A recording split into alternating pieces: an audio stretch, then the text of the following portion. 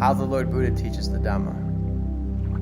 The Lord Buddha well realized that the Noble Eightfold Path was the only practice which could lead humanity to put an end to suffering. But teaching about the Noble Eightfold Path and how to practice it required ingenuity. Therefore, the Lord Buddha devised a unique teaching method to make his teaching of the Noble Eightfold Path suitable to each audience's level of intelligence and intellect, so that his audiences would be motivated to practice it accordingly. This unique teaching method can be summarized as follows. The Lord Buddha describes the different forms of dukkha, the different forms of suffering. The Lord Buddha describes the different categories of people. The Lord Buddha describes the different laws which operate in the human realm. The Lord Buddha describes the method which leads to the extinguishment of dukkha, suffering, and how it must be practiced by oneself. The Lord Buddha gives the Owara Patimoc lecture as the master plan for studying the Dhamma. The different forms of dukkha, suffering. The Lord Buddha teaches the three categories of dukkha faced by human beings as follows. Dukkha born of living one's life. Examples include inclement weather, poor health, shortage of the four necessities as a result of poor earning, etc. Dukkha born of living together with others. Examples include conflicts, exploitations, competition, deceptive schemes, etc. Dukkha born of kilesa. Examples include greed, ill will, the causes of ruin, apayamukha, hurt feelings, envy, jealousy, etc. Human life is ravaged by these three categories of dukkha. They are real, and if they are not contained, they can lead humans to destroy one another, the environment, and the entire earth. The different categories of people. The Lord Buddha teaches that not everyone on earth understands life for what it really is. The first category of people. The people in this category understand all too well how life is plagued by dukkha. Hence, they have struggled hard to find the way to put an end to dukkha. Their struggle will soon pay off. They can be compared to the people swimming across the river against a strong current and are motivated by the sight of those who have already reached the other shore, who have already reached the other side of the river. People in this category include the bodhisattvas. The second category of people. The people in this category understand all too well how life is plagued by dukkha, but they have not yet found the way to put an end to dukkha. They can be compared to the people swimming across the river against a strong current. They cannot catch sight of the other side just yet. People in this category include the personages who are about to attain Arahatship. The third category of people. The people in this category are not yet aware of life's dukkha. Therefore, they do not struggle to find a way to put an end to dukkha. They can be compared to the people floating in the river along the strong current, waiting for their time to drown. The fourth category of people. People in this category are not yet aware of life's dukkha because they are too busily committing immoral acts, engaging in apayamukha, the causes of ruin. They can be compared to the people floating blindly in the river against a strong current, waiting for their time to drown. These four categories of people are not equal in terms of their view on the reality of their life, their willpower, their ability to undertake self-training. Hence, they require the Lord Buddha's teachings tailored to their specific needs, in order to motivate them to start working on putting an end to dukkha, so that they can attain nibbana after the manner of the Lord Buddha. Naturally, the time it takes for each person to attain nibbana differs from one person to another. The different categories of law operating in the human realm. The Lord Buddha teaches that there are four main categories of law in this world. The rule of law. This category of law includes the different laws being legislated to govern the citizens of each country, so that they can live together in peace. The rule of law differs from one country to another. Customs and traditions. This category of law includes local or national customs and traditions which do not violate the country's rule of law. They deal with the way people eat, live, consume the four necessities, take care of the sick, etc. The law of karma. This category of law exists in nature. The law of karma creates diversity in human beings in terms of looks, the level of material wealth, the level of desirable attributes, the quality of one's surroundings, etc. The law of karma determines a person's mental, verbal, and physical deeds in terms of what is right, what is wrong, what is wholesome, what is unwholesome, what is punya, merit, what is papa, demerit, what is beneficial, what is harmful. It is each person's mental, verbal, and physical deeds in the law of karma that determine the levels of each person's happiness and unhappiness here and now, as well as in future existences. The three characteristics, tilakkhana. The three characteristics include anicca, impermanence, dukkha, suffering, and anatta, non-self, or the absence of true selfhood. This law governs every living being and everything, such that every living being and thing come into being, exist for a time, and come to an end. The rule of law, customs, and traditions come from human beings. They are not always foolproof. They are not always true. They can change with changes in society and technology and in weather conditions. They must be changed to suit the conditions and the climates of the time. However, the law of karma and the three characteristics exist in nature as discovered by the Lord Buddha through his jnana dasana, supernormal insight. These two categories of law govern every human being, but the Lord Buddha did not reveal the origin of these two categories of law or the entities responsible for creating them. Such knowledge is reserved for those who can attain nibbana. The law of karma and the three characteristics are highly dangerous to human beings. Whoever transgresses the law of karma, either intentionally or unintentionally, must be punished.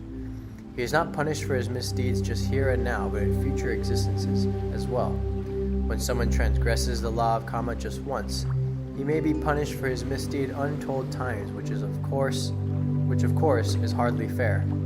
And yet, that is the way the law of karma works. It is like being punished for the same crime over and over again. The Lord Buddha discovered that the only way human beings could escape from dukkha, from the danger of the law of karma, and from the dictate of the three characteristics was by teaching human beings to earnestly practice the Eightfold Path until they could attain nibbana.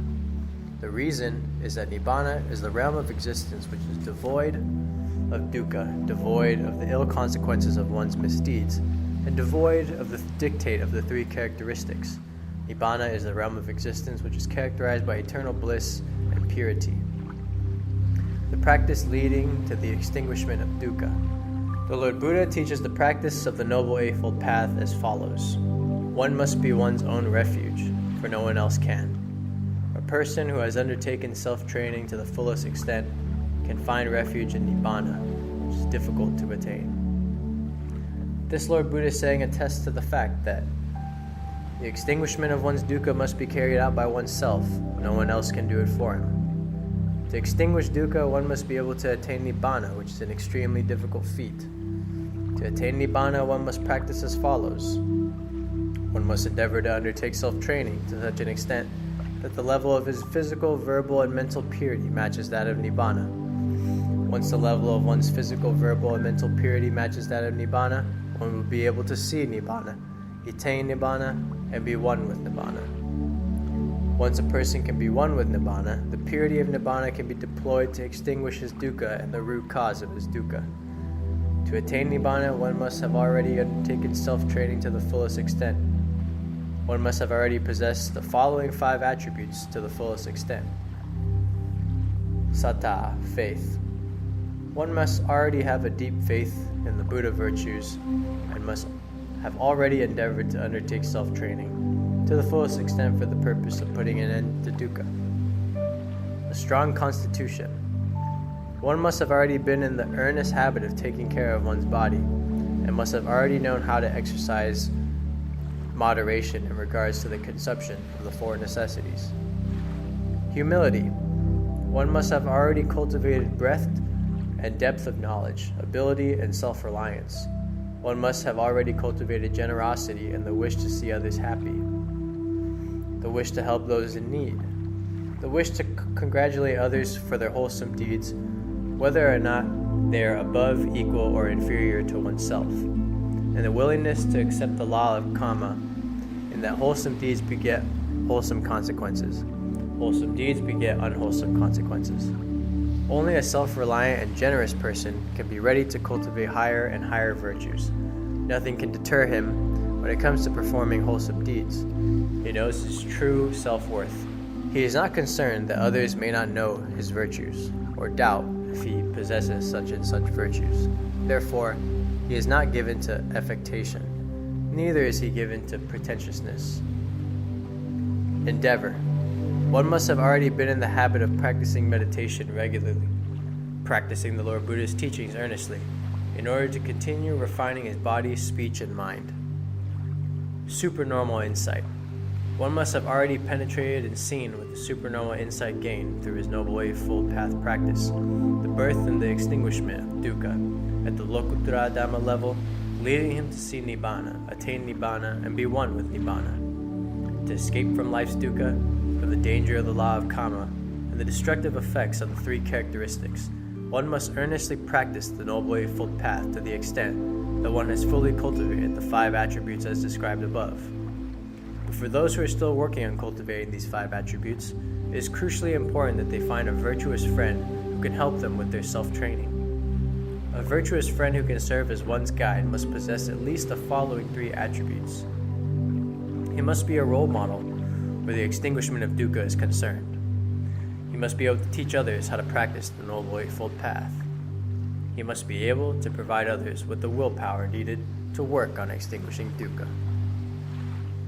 The personage who can best serve as humanity's refuge is the Lord Buddha. Next to him are the Arahats. Next to the Arahats are the Buddhist monks who have dedicated their lives to practicing the Noble Eightfold Path after the manner of the Lord Buddha and the Arahats. The ceremony where a person can pledge himself a Buddhamamaka is for the purpose of taking refuge in the Lord Buddha while he was working on putting an end to dukkha. The ceremony has persisted to this day to remind the Buddhists of the incomparable Buddha virtues of all the previous Buddhas, as well as those of all the future Buddhas. The Owara Patimoc lectures as the master plan for studying the Dhamma. The Lord Buddha well realized that he could not possibly help every human being to attain Nibbana. Therefore, he had devised ways of teaching the Noble Eightfold Path to help his disciples to be able to take refuge in themselves as soon as possible. These teachings have been passed down from the Arahats and the religious monks all throughout the ages. The Lord Buddha had ways to teach the Noble Eightfold Path to enable people to easily understand the importance of the Eightfold Path, to easily learn about the Eightfold Path, and to easily propagate the knowledge about the Eightfold Path. His aims were to help people of every level of education, every level of intelligence and intellect, every race, every creed, every gender, and every age to easily put the Eightfold Path into practice. It is an important way to help as many people as possible to attain Nibbana in the quickest way possible. It is also the way to provide future generations with the means of escaping from dukkha, the law of karma, and the 3 characteristics. These teachings are given by the Lord Buddha in the Owara Patimoc lecture. Owara Patimoc means the teaching to do with humanity's escape from dukkha. This teaching enables people to easily understand the importance of the Eightfold Path, to easily learn about the Eightfold Path, and to easily propagate the knowledge about the Eightfold Path. This teaching is timeless because it applies to people of every generation. The Owara Patimoc lecture contains 3 topics as follows. The first topic deals with the instilling of samaditi, right view, and consists of 3 main points as follows. The Lord Buddha teaches that the successful extinguishment of dukkha requires patience. This is the first requirement. Every person must exercise patience from the very second that he is born. It is the most critical second of his life because he is at his most vulnerable and most ignorant point where his life is hanging in the balance. Should he not know how to take a breath, he can die. It is his first lesson on self-reliance because he has to breathe for himself. No one else can do it for him. Every person must exercise patience, for it is patience which can help one extinguish dukkha. The Lord Buddha teaches that the successful extinguishment of dukkha requires patience. This is the first requirement. Every person must exercise patience from the very second that he is born. It is the most critical second of his life because he is at his most vulnerable and most ignorant point where his life is hanging in the balance. Should he not know how to take a breath, he can die. It is his first lesson on self-reliance because he has to breathe for himself. No one else can do it for him. Every person must exercise patience, for it is patience which can help one extinguish dukkha. The Lord Buddha teaches that a human being's raison d'être is to attain Nibbana, because Nibbana is filled with incomparable bliss. Nibbana is the realm of existence which is devoid of dukkha, the law of karma, and the 3 characteristics. It is for these reasons that every Lord Buddha says Nibbana is sublime. The Lord Buddha teaches that there is only one way which leads to Nibbana, and it is the way which does not incur retribution. It is the way of the Buddhist monk who has abstained from unwholesome deeds. A person destined for Nibbana must undertake self-training to such an extent that his body, speech, and mind are as pure as that of Nibbana. Only then can he see Nibbana, attain Nibbana, and be one with Nibbana. The way of unwholesomeness is not the way of a person pure in body, speech, and mind, but it is the way of a person destined for the state of loss and woe and endless dukkha. The second topic deals with the instilling of sama sankappa, right thought, and consists of three main points as follows. The Lord Buddha teaches that before doing anything, it would behoove one to think through whether what one wants to do is wholesome or unwholesome. The Lord Buddha teaches a person to abstain completely from every form of unwholesomeness, even at the point of putting one's life on the line. An unwholesome deed, however slight, may lead one to be reborn in the hell realm. Whenever an unwholesome deed is committed, one is essentially incurring additional papa, and retribution will only add more and more dukkha to himself. Papa, demerit, is a form of energy invisible to the human eyes, but it has immeasurably destructive power. The Lord Buddha teaches that it would behoove one to perform only wholesome deeds, and that one should be willing to put one's life on the line in order to perform wholesome deeds to the fullest extent. The reason is that wholesome deeds work to eliminate dukkha from one's life and add happiness to it. The more wholesome deeds one performs, the better one's life will be. This is because wholesome deeds earn one punya, merit, and punya is a form of pure energy which has the power to eliminate dukkha and attract happiness and prosperity. It is said that when merit is accumulated, problems go away. When merit is lacking, problems come in. The Lord Buddha teaches that it would behoove one to endeavor to keep one's mind bright and clear at all times. If one accumulates merit with a bright and clear mind, he stands to gain even more merit. The more merit is accumulated, the purer one's body, speech, and mind will be. And when the level of purity of one's body, speech, and mind is equal to that of Nibbana, one will be able to see Nibbana, attain Nibbana, and become one with Nibbana, as shown by the Lord Buddha and the Arahats. The third topic deals with the lifestyle, which enables one to abstain from all unwholesomeness and keep one's mind bright and clear.